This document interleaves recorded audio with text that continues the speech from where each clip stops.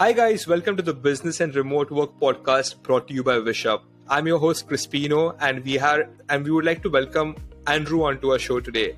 Andrew is a public speaker, rapid sales and accountability coach based out of New York who loves to help people overcome their obstacles and improve themselves. So thank you for joining us, Andrew. It's great to have you on the show here with us. Thank you. I'm excited to be here. I'm excited for the wonderful hosting that you have. Thanks, Andrew. Thank you. So I must say, I was very intrigued by your profile, and I did not know much about an accountability coach, to be honest with you, before I stumbled across your profile. So before we start off with the episode, could you just tell our viewers and listeners what exactly is an accountability coach? Yeah, so an accountability coach is someone who helps others not get distracted as much. As I like to say, I'm kind of like accountability for ADHD. We all know that there are a lot of things out there as far as what to do, when to do it, how to do it. There's 1,000 different ways to be successful. And yet if you don't have someone holding you accountable to actually getting things done, you don't make any progress. And it's just like the phrase that the person who chases 2 rabbits catches none. And so I'm here to make sure you get that rabbit and grow a successful business and make more money in the process. Dude, I think I need an accountability coach then, because after watching every Gary Vaynerchuk video, I'm all pumped up and ready to go until the next day when there's no accountability. So I guess, maybe I need an accountability coach myself as well. Oh, everyone does. I need one too. And that's the thing is it's okay to understand that we want goals, we want lots of success, but to make sure people actually help us reach them, that's what I'm here for. That's what I'm passionate about it. After doing so many coaching programs and getting so many mentors, it wasn't until accountability was actually implemented that progress was made. So who are the kind of people that usually come to you? Is there a particular kind of people? Yeah, I love helping other people in the coaching space. I love helping people who run their own businesses, who have an offer. I'm currently helping people create their own production company, build a professional business brand to negotiate for themselves. So people essentially come to me and they say, Andrew, I know what I want. I know what my goals are, but I need to figure out how I can stay focused and actually be more productive and negotiate my way to getting paid more money. And that's where I come in and I say, okay, let's make sure you actually get it done. And then voila, they make it happen. That's it. And how do you find these clients? How do they come to you? How do they reach out to you? Yeah, there's a variety of ways I get clients. A lot of them is through social media content posting. So I do value adds in social media, and then I do a call to action for people to come and work with me. I also get clients through referrals by helping clients that achieve their success. They refer me to their friends and family saying, oh my gosh, you got to work with Andrew. And I also get clients through attending networking events, through speaking. So there's a few different ways I get clients, and social media is definitely one of the main ones. Nice. You also do public speaking, right? So what's your kind of expertise in the public speaking area? Yeah, so I actually got involved in public speaking when I was in college. I did an organization called Toastmasters. I'm not sure if you've heard of Toastmasters before. They're one of the world's biggest public speaking organizations. And right out of the gates, I was coming in all confident saying, oh, I'm a good public speaker. I know what I'm doing. I entered a competition in my first year. I got second place out of 2 people. And so I'm going, wow, I'm really bad. And so the next year I improved my craft. I became president of the club. I got voted the top public speaker in all of Central and Southern Oregon at 22 years old. And I'm going, okay, I'm onto something here. And from that, I was able to work a job where I was able to travel around the entire state of Oregon and the USA. Gave over 1,000 presentations in 3 years, teaching other people how to develop their professional and business skills and really hone my craft of figuring out not only how to get booked, but how to sell from stages as well. Yeah. So what led you down the career path of being an accountability coach? Because that's not something that you'd find everywhere. It's a very unique niche. So what led you down that career path? Yeah. So what led me down that path was I did a program by Dr. Benjamin Hardy. And one of the things he talked about is the importance of sprint goals. And while he was talking about that, he was talking about the psychology of the human brain is we would rather not lose something than gain something. And so when people say, oh, I want a new house, I want a new car, they want to gain those things, but they don't want to lose watching less Netflix. They don't want to lose getting outside of their comfort zone. And so what I discovered is that when people have to use accountability to get outside their comfort zone, it works. And I want to find the solution that no matter how many times we get in our own head, no matter how many times we look for excuses, if we have accountability in place, there's no such thing as excuses. Because how many times have people gotten up in the morning and going, oh, I don't know if I want to get out of bed today, or if they told themselves, oh, I'm not going to eat cookies, but then they see the delicious plate of fresh baked chocolate chip cookies, they go, okay, I guess I can make an exception this one time. If they don't have accountability in place, they're going to keep falling into their same patterns, same routines again and again. And so what I discovered is that when you have people lose something, so what I do is I have people put down a bet on themselves. They put down money in the pot per se. They only get that money back once they complete a certain amount of tasks over a period of time. And that way the psychology of our brain goes, oh, I can actually have the opportunity to get this thing back, and I'm actually working towards my goals in the process. And so that's essentially how it works. And obviously not everyone's motivated by money. So we find what they are motivated by, have them sign a contract to show we're serious about this. And in the contract, it says, like, even if zombies start attacking, even if you wake up out of bed and trip and break your leg, you're still going to accomplish the task for the day, because that's how important this accountability is for your goals being reached. Interesting. I'm thinking of drawing up a contract for myself now. You should, definitely. Happy to talk more about that. Yeah. Nice. So how do you track results, Andrew? Like, how do you make sure your clients are following everything to the T when you're not watching? So that's kind of the beauty of the program. I know this is an audio podcast, so I would share my screen and talk about how it works, but I'll do my best to show it visually. So what I've discovered is that in various coaching programs, people usually know the pace they're able to go for themselves. Like, for a single mom, has 4 kids, working a full-time job, she's like, listen, I only have about 30 minutes to an hour in the morning or in the evening, maybe, to work on my business stuff. Other people, they might be living at home with their parents. They're good. They're chilling, and not to ding people for that, but it probably means you have extra time on your hands. You're like, you know what? I got to move out of my parents' house. I'm ready to start making money. I can put 2 or 3 hours every single day towards building a business. So the first thing we do is we discover what can people agree to do that they know is going to make progress towards their goals. And it might be a time commitment. It might say, I need to make at least 15 conversations with someone every single day. And of course, the beauty of all this is it's compound habit stacking, because 15 people a day times 5 people a week, that's about 60 people. And then do that over a month, that's about 240 people. And you have 240 more conversations you would have had than you normally wouldn't, essentially. So essentially, we have a habit tracker, and every single day you have to say how you made progress towards your goals. And is that an app? You track it on an app, or? So I use Discord at the moment. And so for those listening, Discord is essentially like Slack, where you can organize different channels of how you want to communicate with people. So we have a goals channel, so you can tangibly see what your goals are. You have a commitment channel, so you can tangibly write down how you're going to make progress towards your goals every single day. And then we have the accountability channel, where every single day before midnight, and I recommend at a consistent time each day, you say, here's what I did to make progress towards my goals. And what's so cool of that is that a lot of people at the end of the month, they look back and go, geez, what did I actually accomplish this month? I don't feel like I actually did anything. But when you're using this app and you type in every day how you made progress towards your goals, it's really cool to look at your month's progress and go, wow, I built a whole new website. Wow, I did 10 negotiations. Wow, I was able to raise my prices from $100 an hour to $200 an hour. And so it really is helpful for tracking every little thing, because I'm Mr. Tangible. And that's a lot of mistakes people make when they do goal setting as well, is I want to lose weight. I want to write a book. I want to make more money.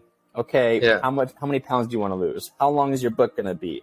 How much more money are you going to make in what a period of time? So it really makes sure everything is tangible, everything is tracked, and you're going to get results whether you want to or not.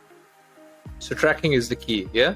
Tracking is the key, 100%. Yeah, it's just like it's just like when I tell my little brother, hey, if you're serious about gaining weight, track your calories. If you're not tracking your calories, what's the point? Yeah, I think it's in the finer details. 100%. Yeah. So what do you think are the biggest challenges that entrepreneurs face these days? Definitely, like I said, like being distracted. It's so easy to think that there's always a new way to be successful, when if you were to stick to one thing, you could crush it at that one thing. And, classic examples like, oh, do I do webinars? Do I do Facebook ads? Do I go on TikTok? Do I go on Instagram? Do I just post on Twitter? And the answer is pick one of those that you like the most and just focus on that and hammer it down and be one of the best experts you can be in that space. Because if you were to read 5 books on webinar practices, watch 10 YouTube videos, talk to 5 people who are crushing it in the space, you're going to figure out how to crush it too. Versus if you try and go 10 directions at once, try and catch 10 bunnies at once, you're not going to get any bunnies, you're not going to get any clients. So that's definitely one of the biggest challenges that people have. So how does one cut off the noise? Like there is so much of information out there. There are so many different gurus giving out different knowledge or pieces of advice, reels, short form content that we consume every day. So how does one cut off the noise and focus on what's necessary for them? I'd say it goes back to figure out what you're good at, what you enjoy doing, what serves the world, and what you can make money from. There's a concept called ikigai, where essentially it's the perfect harmony of all those things, is what you're good at, what serves the world, what fulfills you, and what can make you money. And so if you can find the center of those things, then just focus on that and keep hammering it home. Like for me, it's accountability, it's public speaking, it's serving others, it's making sure people are successful while I'm building my own brand and career. And so that's what I'd say is very, very essential. Yeah. So say you have an entrepreneur as a client, a startup entrepreneur, and he has a goal to grow his business. So what kind of matrix do you set up for him? Or like, how do you measure his success? Yeah. So each person is different, and that's what I've kind of experienced, and goes back to why I created my accountability program, is I felt like when I joined other programs, I kind of just got put into a machine model where they're like, all right, congrats on joining the program. Here's all the content. Good luck. When in reality, a lot of people have different scenarios, different situations, different skill sets. And if those aren't properly addressed to each individual person, then people get lost in the crowd. And so it goes back to, if I'm working with a startup entrepreneur client, I would say, what are your skill sets? Do you love writing more? Do you love speaking more? Do you love podcasting more? What are you good at? What do you enjoy doing? And then I help them brainstorm how to monetize. For example, for this podcast, I would say, okay, Crispino, how can we get you some more podcast sponsors? How can we build you a business that when people listen to your podcast, they're going to want to work with you? How can we figure out how to get you an affiliate program so that when people listen to your podcast, they buy a product, you get credit for it? There's so many ways to monetize a podcast. Or how can we get you to start charging for guests, to bring guests onto your show? And so it goes back to, we want to help you discover, based on your skill sets, based on your strengths, how can we leverage that to help you grow your business? And then talk about, what's your accountability plan going to look like?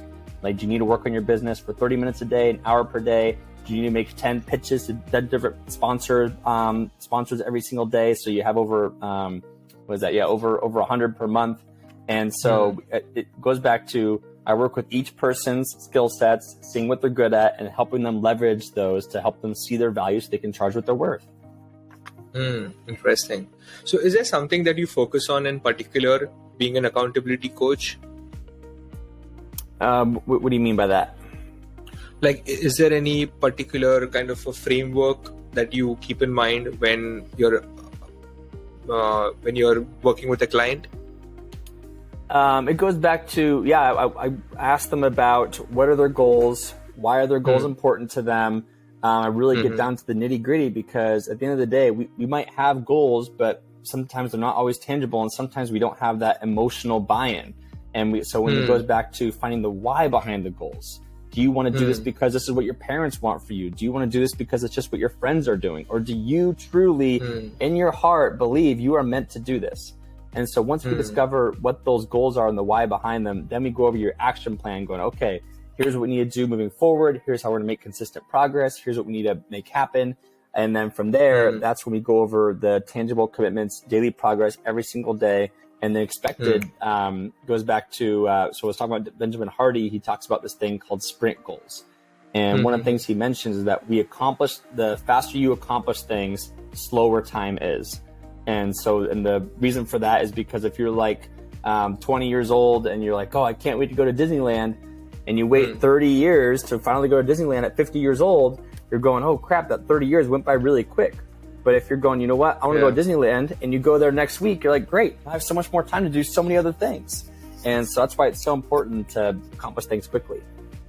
That is very true, actually. Yes, I think I should prepone my Euro trip now. Oh, you definitely need to. Yeah, no, put it on the calendar. And I will say that's a mistake some people make is they say, "Oh, I want to do this. I want to do this." Yeah. They don't have a timeline. They don't have a deadline. They don't have an action plan. They don't have an extra account that they can save for to make that happen. They just kind of go, "Oh, that would be nice to do that," without an actual plan. And so that's why I love helping people put together and actually make it come true. Interesting. So Andrew, I'd just like to go a step back. I mean, we already spoke about this for a startup entrepreneur, like, how does he grow his business and how you help him out. But so I had another follow-up question on that. Like, starting a startup is very difficult. There are so many different things that you need to focus on. Like there is invoicing, there is stock, logistics, there are marketing, content. So how does an entrepreneur kind of manage all these things in 2023 when all of them are equally important? You definitely need a coach or you need a mentor because so there's another guy, David Meltzer, he talks about the thing called the dummy tax. And he talks about why make the same mistakes as other people when you could just ask other people how to prevent yourself from making those mistakes. And so like you said, there is a lot that goes into building a business as a startup entrepreneur. But the number one most important thing is, are you making sales? Are you driving in revenue? You can have the most gorgeous product, the most beautiful website, the coolest logo, the awesome merchandise. But if you're not making sales, you don't have a business. And that's at the end of the day, that's the most important thing that I love helping people focus on is how are we driving sales and how are we making sure you're getting paid what you're worth? So I've helped various clients go from charging $0 for their services to over $1,000 for their services. I've helped clients in the middle of the pandemic go from going, how am I going to make the next client, to making over $10,000 off one webinar in less than 6 weeks. And so what I love helping clients do is helping them discover, where's the money? Where is it? And how can I go get it? And then how can I make sure I'm charging properly so that people are happy to say, here's my credit card. Where do I pay? Yes, absolutely. Yeah, I know many people who are quite undercharging for their services because they're afraid they might lose a client. So I think, the point that you made is actually very relevant over there. But also, Andrew, I'd just like to ask you another question on that. So there's a lot of talk about burnout. So first of all, do you think burnout is real? I mean, yes and no. I mean, burnout is definitely something that's subjective, and I say that because there's a lot of layers here. So burnout might mean you're not having enough help with your business. It might mean that it goes back to your why isn't clarified for why you decided to do something in the first place. And it might just mean that you need a motivational boost and that you're not taking care of yourself physically. Like, are you going to the gym? Are you drinking enough water? Are you eating in a healthy way? So when it comes to burnout, it goes back to the importance of having a coach, having a mentor, maybe even having a therapist to kind of talk through what's really going on, what's at the core of the issue, and what would be that one thing that would help you get out of that burnout. Do you need to make another sale? Do you need to help someone be successful at something? Do you need to do more of what you love? Like maybe you're working too much in your business. You need to do more bike rides. Maybe you need to draw more paintings or color more photos in. And so it goes back to the why is so crucial. Like if you wake up every day going, I need to make this happen for someone. My business is so important. It's going to change the world. There should be no reason why you'd have burnout. Versus if you're going, it'd be nice if I could help some people today. Oh, it'd be nice if I could build my business a little bit today. It goes back to decisions versus choices, like deciding I'm building this business, burnout's going to hold me back, versus going, oh, well, we'll see how it goes kind of thing. So yeah, obviously you can have a whole podcast episode on burnout, and people have written so many books on it, and there's lots of layers for a reason, because there's lots of causes and lots of solutions.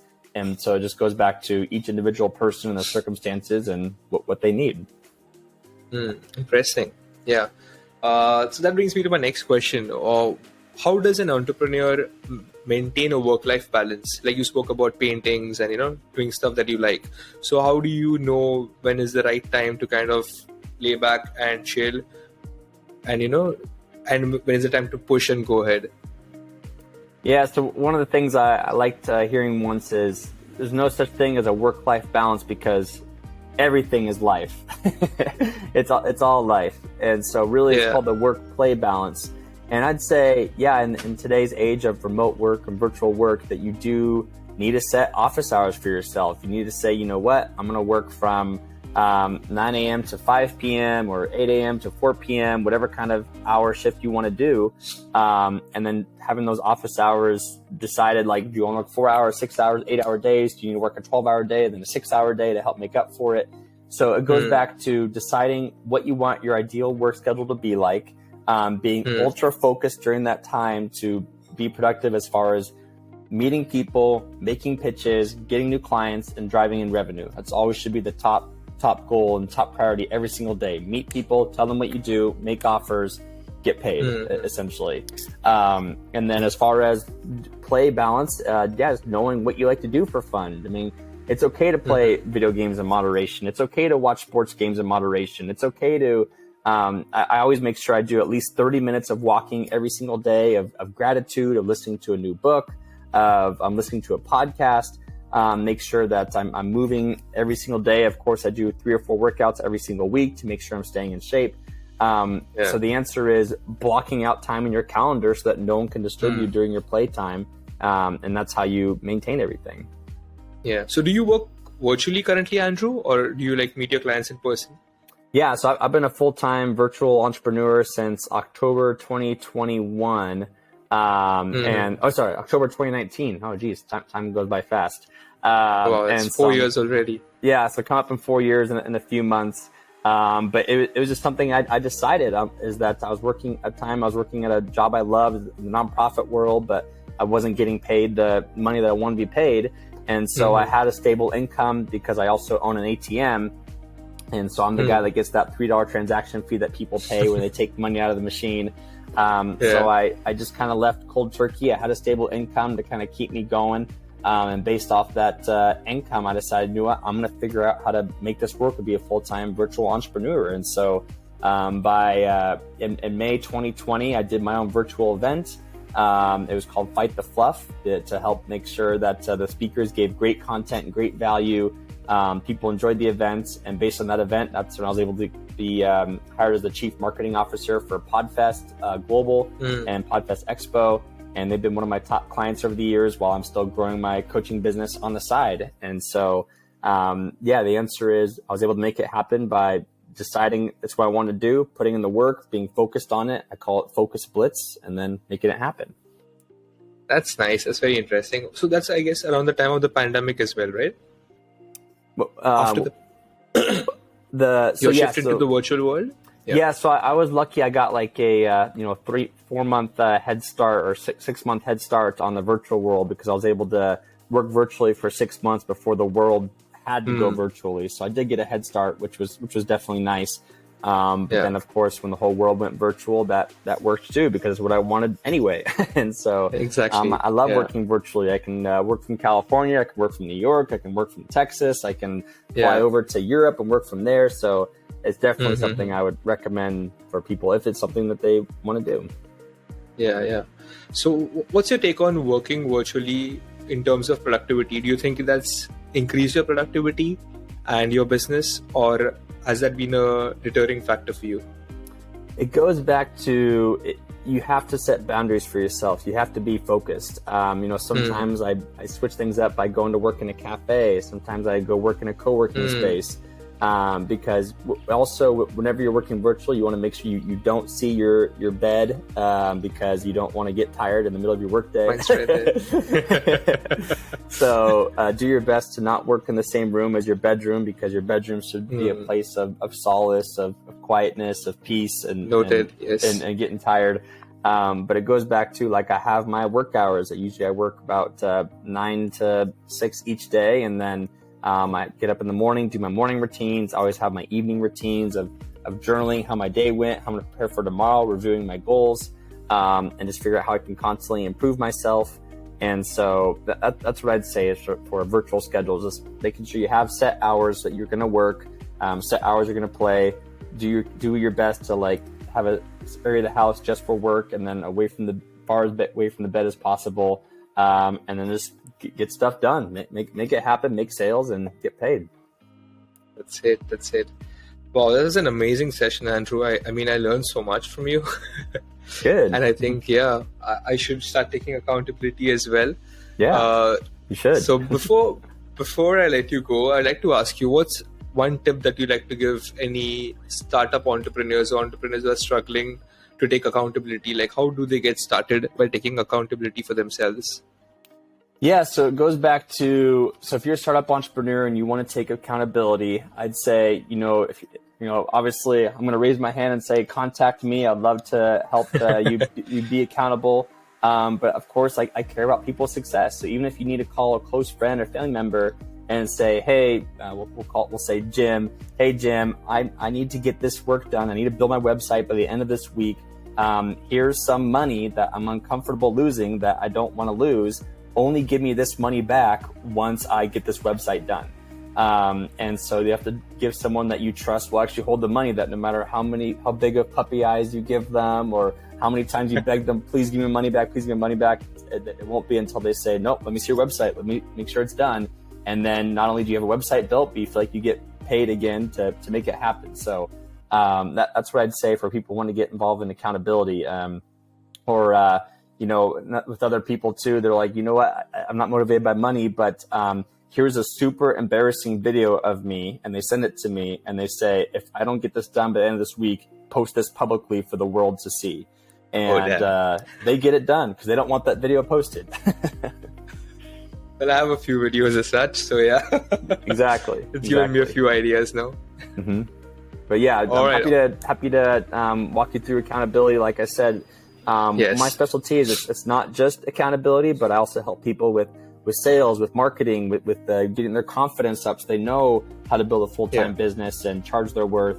And so you can feel free to reach out to me on the Andrew J. Weiss on LinkedIn, Instagram, or Facebook. You could also email me, andrew@weisswisdom.com, and I'd be more than happy to talk through how I can help you reach your results 10 times faster. Awesome. Yes, Andrew. And we'll put your link in the bio as well and in the description. So if anybody wants to contact Andrew, you can directly do it through the post. And also we have a lot of clients at Wishup ourselves who are entrepreneurs and startup owners. So I think, many of our listeners could definitely use your help over here. Perfect. Happy to help. All right, Andrew. Thank you so much for your time. It was amazing having you on the show. And thanks once again for taking the time off. And we got to learn a lot from you today. You're very welcome. Thanks for hosting. All right. Cheers.